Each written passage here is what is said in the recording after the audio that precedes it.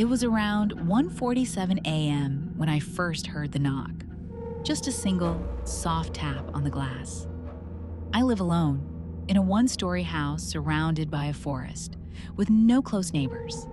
At first, I thought I imagined it. Maybe the wind, maybe a tree branch. But then, it came again. Clearer this time, like fingertips brushing the window. I muted the TV and sat there, listening, not moving. My living room lights were off, just the glow of the screen flickering in the dark. That's when I realized something. The knocking wasn't coming from the front door. It was coming from the side window, the one that looks out over the pitch-black trees. I stood up slowly, heart racing, every creak of the wooden floorboards beneath me sounding louder than usual. I approached the window carefully, trying to see through the blinds without revealing myself.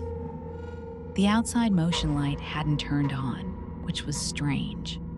I reached out, lifted one slat of the blinds, just enough to peek through. I saw nothing, just the thick darkness of the woods.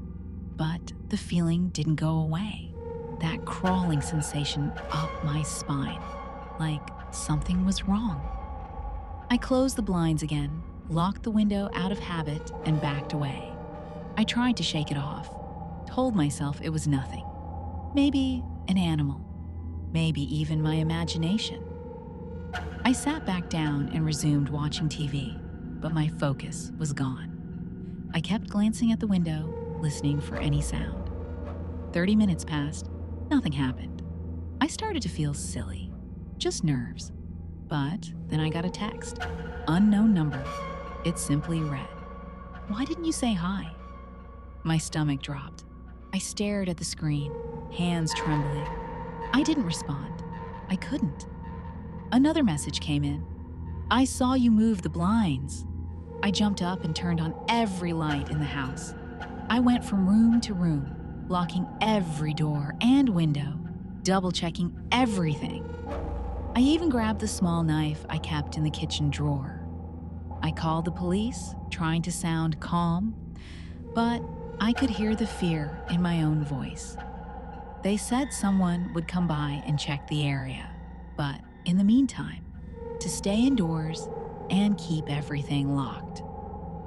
I sat on the couch, knife in hand, staring at the front door. The motion light outside still hadn't turned on. 15 minutes later, I heard it again. This time, it was the doorknob. A soft rattle, slow and deliberate. Whoever it was, they weren't trying to break in. Yet, they were toying with me. I crept toward the door, keeping low, and peered through the peephole. No one. Just empty porch. I backed away slowly. Then a loud bang came from the back of the house. I spun around, nearly dropping the knife. Another bang. I realized they were circling the house, testing windows, checking for weakness. The police still hadn't arrived. I tried calling again, but there was no answer. Just static.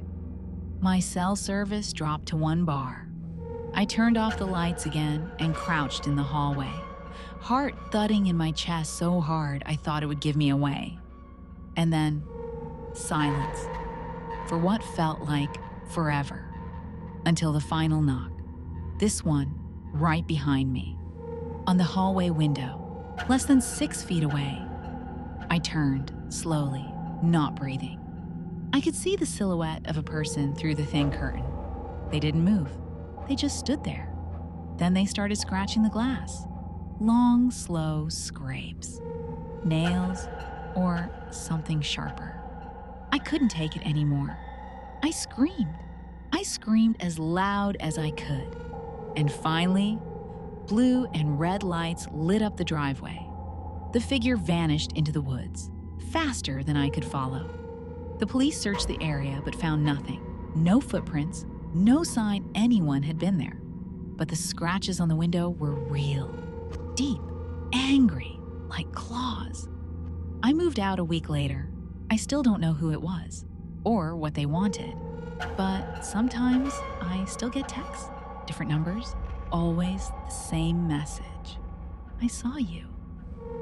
And now I never look out the window after dark.